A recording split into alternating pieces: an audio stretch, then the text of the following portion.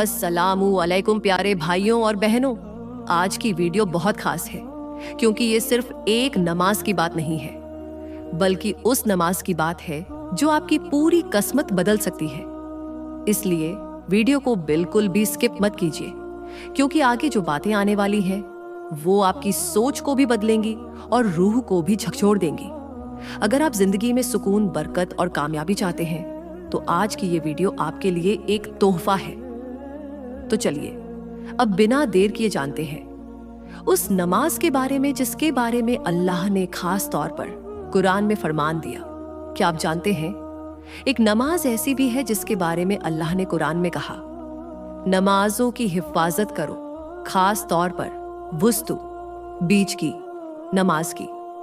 उलेमा के मुताबिक यह वुस्तु नमाज कोई और नहीं, असर की नमाज है।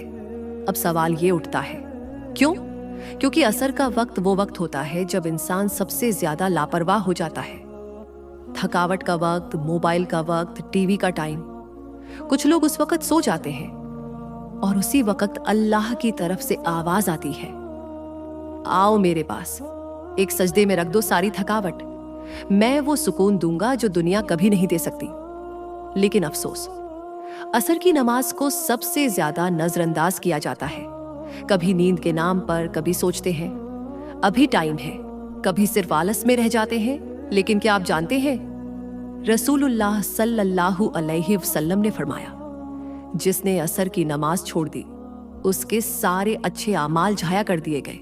सोचिए, एक नमाज की लापरवाही से आपके पूरे दिन की मेहनत, पूरे साल की नेकियां सब मिट सकती हैं। एक सच्चा वाकया सुनिए। एक नौजवान था, हर वक्त मस्जिद आता था, लेकिन अक्सर असर की नमाज में नहीं दिखता। इमाम साहब ने एक दिन पूछ ही लिया, बेटा असर क्यों नहीं पढ़ते?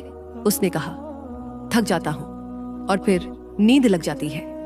इमाम मुस्कुराए और बोले, फिर अल्लाह से मत कहना कि तुझ पर रहमत नहीं बरसती, क्योंकि तू उस वक्त सोता है जब अल्लाह तुझे बुला रहा होता है। अब जान लीजिए असर की नमाज कैसे पढ़ी जाती है।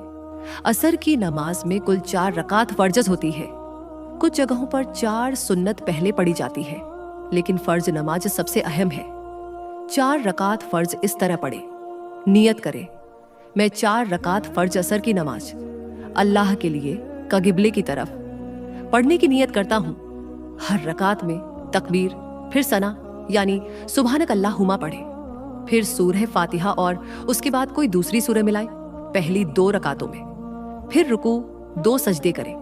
तीसरी और चौथी रकात में सिर्फ सूरह फातिहा पढ़े, दूसरी सूरह की जरूरत नहीं, फिर रुकू और सजदा करें। आखिर में तशहुद यानी अत्ताहियात पढ़े और दाहिने और बाएं सलाम फेरे, अस्सलामु अलैकुम व रहमतुल्लाह। इसके बाद दुआ करें। जो भी परेशानी हो, थकावट हो, उलझन हो, सब सजदे में रख दीजिए। अब सोचिए, जब सूरज ढलने लगे, थकावट अपनी चरम पर हो और तुम सजदे में झुके हो, तो अल्लाह अपने फरिश्तों से कहता है, गवाह रहना, मेरे इस बंदे ने थकावट के बावजूद मुझे चुना है। अगर दिल बेचैन है, अगर रिस्क में तंगी है, अगर मन थक गया है, तो असर की नमाज से शुरुआत करो, असर के बाद दुआ मांगो। देखना कैसे रहमतों के दरवाजे खुलते हैं। तो आज से एक वादा करें, चाहे जो हो जाए, असर की नमाज कभी नहीं छोड़ूंगा। और अगर ये बात दिल तक पहुंची हो तो नीचे कमेंट में लिखें, मैं अल्लाह का बुलावा कभी नहीं ठुकराऊंगा।